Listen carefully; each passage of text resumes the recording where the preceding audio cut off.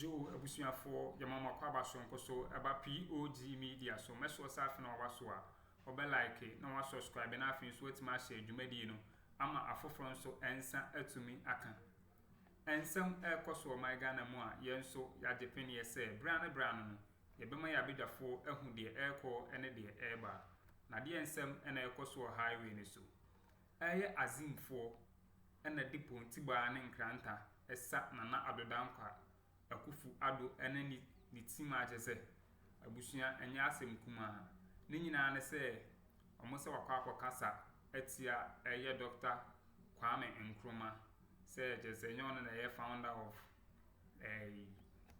Ghana and I say can say o say enye Nkrumah energy Ghana mine here esi wa jese wede eyi ni nyina basubo ni nyina akoma ne papa ne wofaje bi dan gba jese azimfo bo afu ya jese nyame nko anka omu prepare eye Akuffo Addo ne bodyguard ne baako KwesiPrat ade insem ni munchemu abreye ono so drop like history concerning the founders of Ghana and I say beka say the founders of the country jese ebusuanya asem ketua intimencha ono mebese busua fom ba mi akọ ni akwakotie ensem a eye KwesiPrat ade betu da any history or drop here no na ansa na ebe kon mesho se wonsem kaye bia or the be share your comment section or be like and subscribe and afin so etima share dwumadi me dase Nkrumah, who was responsible for the agitation which led to the rioting and so on. Now, so if you depend on history, the Big Six came about as a result of the intelligence failure of the British administration. If the British administration had gotten their intelligence right, and they had known that the five were not involved in those agitations leading to the rioting and so on, the five would not have been arrested in addition to Nkrumah to create the Big Six. So this whole Big Six is really a phantom. It is not real. We are celebrating the failure of colonial intelligence by hanging onto the Big Six story and so on. In any case, even the UGCC, let's take the UGCC, even the UGCC. By the time Nkrumah arrived in the Gold Coast with Kojo Botu, of course Nkrumah came along with Kojo Botu, they came on the same boat, they worked together till they achieved national independence. By the time Nkrumah arrived, the UGCC had managed to establish only 3 branches. 1 branch in Accra, 1 branch in Sopon, and 1 branch in Sekondi Takoradi. That was the UGCC before Nkrumah arrived. Within a year of the arrival of Nkrumah, the UGCC had been transformed completely into a mass political movement, with a youth wing, with a women's wing, and with firm links with the trade union movement. The UGCC was not what Nkrumah meant. And indeed, the UGCC then, 1 year after the arrival of Nkrumah, had branches in every part of Ghana. Had branches in the north, had branches in Trans-Volta Togoland, had branches everywhere. And that is why, when in 1949, in fact, on 12 June 1949, Nkrumah and his comrades left the UGCC became an empty shell, complete empty shell. There was nothing left in the UGCC. He took it away. Because within a year of his arrival, the UGCC had become Kwame Nkrumah, and Kwame Nkrumah was the UGCC. In any case, I've made this point before, and people think that is a joke. It's not a joke. What was J.B. Dankwa's role in the UGCC? J.B. Dankwa, effectively, was the Eastern Regional Chairman of the UGCC. Nkrumah was the General Secretary of the UGCC. In fact, sometime in the course of the struggle, J.B. Dankwa then became vice chairman or vice president of the UGCC with responsibility solely for the Eastern region. Now, how could J.B. Dankwa, by any stretch of imagination, play a more pivotal role in the struggle than the General Secretary who was instrumental in expanding the movement, who had built the youth wing, who had built the Central Youth Organization, who had established all these firm connections with the trade union movement. And the trade union movement had become an integral part of the UGCC. How could it have been possible? Now, there are a couple of things which are interesting, exceedingly interesting. After independence, some of these elements in the UGCC, who had then transformed themselves into the National Liberation, NLM movement, and eventually had formed the United Party and so on, decided that they needed to get Nkrumah out of power by hook or crook, especially by crook. So by 1958, no, even before 1958, in 1958, what happened was that there was a coup attempt against Nkrumah involving Aram Ponsa, Awete, and others. Now, they had claimed that they started these subversive actions against Nkrumah because Nkrumah had become a dictator and Ghana was a one-party state. The historical record shows very clearly that by 1958, Ghana was a fully fledged multi-party democratic state. But they had started the attempts to kill him. In fact, before 1957, Kwame Nkrumah was staying in a house, a brick house, opposite the Marata market in Accra today. And he was staying in the house with his mother, Madam Nyaniba. They bombed the house. They bombed the house. At the time that Ghana was a fully fledged multi-party democratic state, they bombed the house. So these claims about dictatorship and so on collapse on account of the true historical record. Anyway, every country, when it declares its founders, is looking for people who are exemplary. It's looking for people who are an example to the current generations. It's looking for people who would inspire us to greater heights and so on. No country anywhere in the world would declare as its founders thieves, thugs, and adventurers. Now, why do I say this?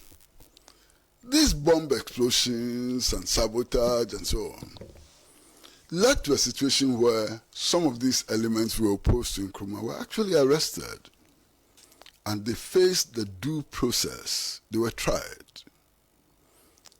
Now, you can hear all kinds of stories about how the courts were not independent and so on. Fine. Obeche Bilamte was put on trial. The judges who sat on the case were three: Justice Van Leer, Justice Akuffo, and Justice Edward Akuffo Addo. Justice Akuffo Addo was or is the father of the current president. And the judgment of these three judges is most instructive. These three judges convicted Obeche Bilamte for terrorism.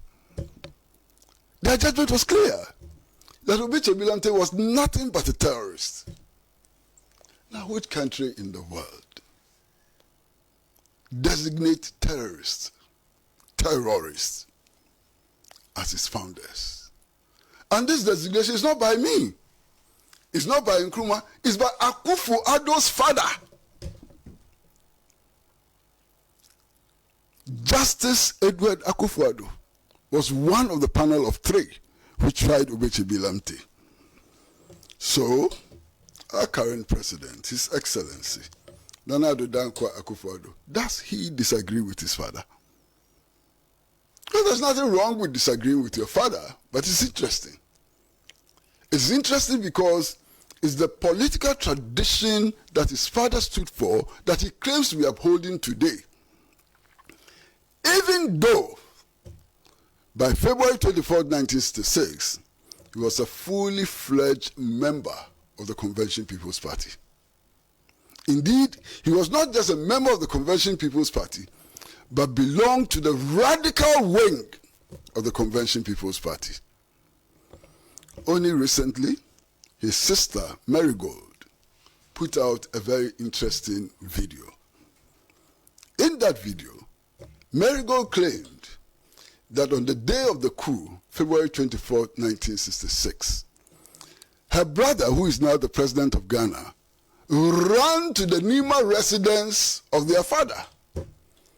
And they had to hide him because he was afraid of being arrested. This is the story as told by Marigold. Now, what does that mean? For everything that the current president accuses Nkrumah, he was an accomplice. He supported it. He supported it fully. Now, how come that today he sings a different song? How come that today he tells us a different story? I would have had no problem with him if he comes before us and says, yes, I was a member of the Convention People's Party. I supported everything that the CPP did. I supported everything that Nkrumah did. But now on reflection, I realized that I was wrong. Then I can understand him. But to pretend that he was not part of what happened, to pretend that everything should be, but they won the elections only after they had banned the Convention People's Party. They won that election only after the People's Revolutionary Party had been proscribed. The People's Revolutionary Party, led by Dr. Lutrot and Johnny Hansen, had been proscribed. They had to tie the hands of their opponents in order to win the elections. Many CPP activists had been banned from active participation in national politics. Many of them had been imprisoned under the protective custody law, which was passed by the National Liberation Council and so on. That's how they won. So strictly speaking, former President Akuffo was the first Dankwa Buzia adherent to have won elections freely and fairly in Ghana in 2000. And I would have thought that his example would have become a model for the followers of the Dankwa Buzia tradition. Abusunya intinsem ni mu bi ene yekokotie no na KwesiPrat akoso ka se na na do obi a onsua de oba bonti obi na no ana wakasa je se like onsua onya facts and figures oba bonti ana wakasa obi na no ana wakasa se me be free na nu ma ba bia nso nye aje se okeka nsem ni bebre aje se abusunya na nsem na ni yenyan entimen nsem bre no mepe se musabami akoni asakotie ensem a KwesiPrat edeto ason. I'm highly disappointed that today we've gone back to the Matimiho politics of the past. The Matimiho politics of the past, which led to the death of innocent school children. The Matimiho politics of the past, which led to the spread of terrorism and so on. I'm highly disappointed. I'm especially highly disappointed because of the crisis we face today. Today, we import virtually everything, including bottled water. We import guinea fowls. We import toothpicks. We import tomatoes. We import onions, and so on. And can you believe? We claim to have spent over how much? 200 million or so on a project called Planting for Food and Jobs. Niger doesn't have any such program. Burkina Faso doesn't have any such program, hasn't spent this colossal amount of money producing food, planting food, or planting improving agriculture for food and jobs, and yet we are dependent on them. I'm very, very deeply saddened by this needless controversy which has been generated by no... And that they have tried to advance, have received well-advanced counter-arguments that made more sense. But the real problem is that our adversaries and those who oppose Nkrumah are really not interested in the debate. That is not the purpose of the controversy. History is a contested area. It's a contested area because it reflects deep-rooted class divisions in society. So you cannot disconnect the useless arguments that they advance against the state capture that is beginning to emerge in our country. The two work hand in hand. Because in order for you to justify what they are doing, they need to raise arguments that justify the reason why they need to own our Senate resources. And they need to do that generating arguments that say that, look, this country was founded by their forebears. So that is the purpose of those arguments. And so I don't think that it is going to stop. What we need to do, because we know that in the past, it was impossible to have the image of Nkrumah displayed as we have done today. So we must be very consistent in our attempt to counter every bit of the useless arguments that they raise. When they say that no country can be founded by one person, that's a very static argument. It's a very universal argument that doesn't take into consideration what can happen in the future and what can happen in the past. Belongs to me. So they started this with writing different stories for them to hijack. So I think a lot of people got themselves involved. Sergeant Ajete, Ndede Ashkinshan, Chodora, those people who wrote the national anthem, those people who wrote the pledge, they were all part of the struggle. The TUC, they were all part of the struggle. And I would suggest that from henceforth, already a lot of our millions of CDs are being kept under the bed. It's time we change the CD so that it becomes useless. Thank you very much.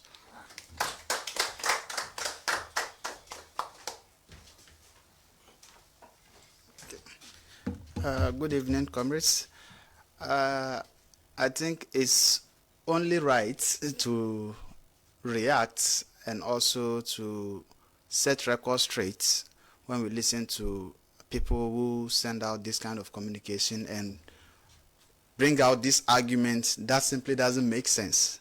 I mean, we listened to one of them yesterday in the evening who is saying what my comrade already mentioned, considering a span of 10 years to be limited to the period in which Kwame Nkrumah came to Ghana and then also was overthrown, to be the limit between the time he came to Ghana and the time we gained independence, which is 1947 to 1957, to limit that frame and put it in a static position and then do analysis that it is within that period that we are pushing forward an argument that is Kwame Nkrumah who brought about who founded Ghana. Which is, I mean, even think about that as a position of raising an argument that he's not the only founder, there are a lot of people. It's so minute and so irrelevant, it doesn't hold any substance.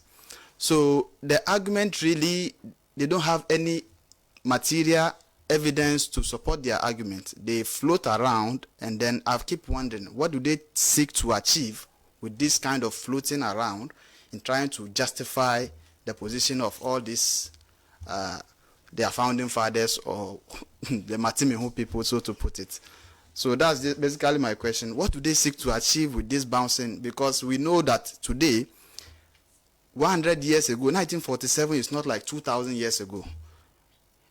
We still have people in our society who were alive during those periods and who are testifying to these realities on what role the Dankwa, Buzia, and what have you played in our independence or within the UGCC. So we have material evidence of human beings who are alive who can testify to these stories, but they assume that, yes, as usual, that all the other Ghanaians living are dumb and they don't have any knowledge about what actually happened in our history, and they are coming to now tell us what our history is about, which is an arrogant position to position themselves in. So I just want to know, what are they seeking to achieve with all this banter? Thank you.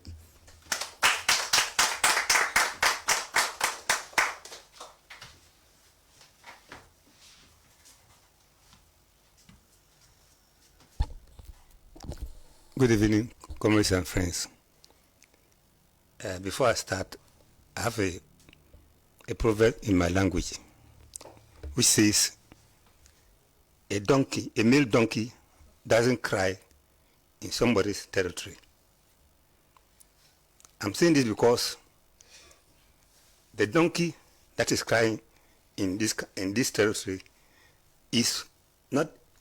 doesn't belong to this place, to this country. That is why it has found itself to be making noise about. Why did I say so? Because if you look around, since Akuffo and his people came to power, they tried their best to write Ghana history. Yes, 1974 is an important history in our country. But Ghanaians don't know what happened on 4th August 1974. 1974 was the day Ghana moved from left-hand drive to right-hand drive. That was done by our late General Achampong. That was the day we were freed completely from the British rule. After our republic that Nkrumah got for us, it was then left with one thing to free ourselves from the British rule. And 4th August should have been celebrated every year because that was the day that Ghana became a free country doing its own thing, driving on the correct direction. But today, we have people who claim to be people who know best. As I speak, the University of Ghana, they want to change the name. I'm told, I worked there before, and I know what is going on. There's still meeting upon meetings, and some universities don't agree. But Akuffo is trying to ensure that he changed the name to JB University before leaving. There's another thing happening at University Farm. University has a very big farm near to the new sports stadium. The government wrote to university asking for 10 acres of land to release as part of the building of the sports stadium. The university authorities went to meetings upon meetings. They agreed and released 10 acres to them. Another 10 acres was requested. That means this time, these 10 acres will go to private individuals. It won't be part of the sports stadium edition. So right now, the university farm, a very big farm lying there, which is meant to train our students if we don't take care. In the next, before Akuffo and Co leave, that land will be gone. So we should keep our history. 4th August was 1974. 4th August was the day Ghana moved from left-hand drive to right-hand drive. So we should remember that day, not what they are talking about, Founders Day. It is only Akuffo and his family, people who know about Founders Day. Thank you so much.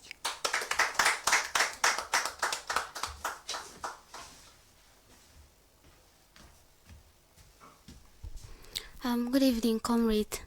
I've heard a lot, and I want to represent myself as a child in this position. So, since we started our education as young people, we have been given stories or history about Ghana. How Ghana was supposed to be named, how it started from J.B. Dankwa, how Kwame Nkrumah came about, how Abushia in some way and KwesiPrat ade ba besum ya o hwe se ye kanipa obon ne homoden a oje o microphone Ghana si ho a obia ntimi nchenyi the fact say eye Dr. Kwame Nkrumah ene je Ghana man ne si ho nti de Akuffo Addo Canada eye nanum bi ene ekeka na o titi nti abusunya meda mo asese mo je penie eme kokotie nsema eye KwesiPrat ade ba besum ye no meda mo ase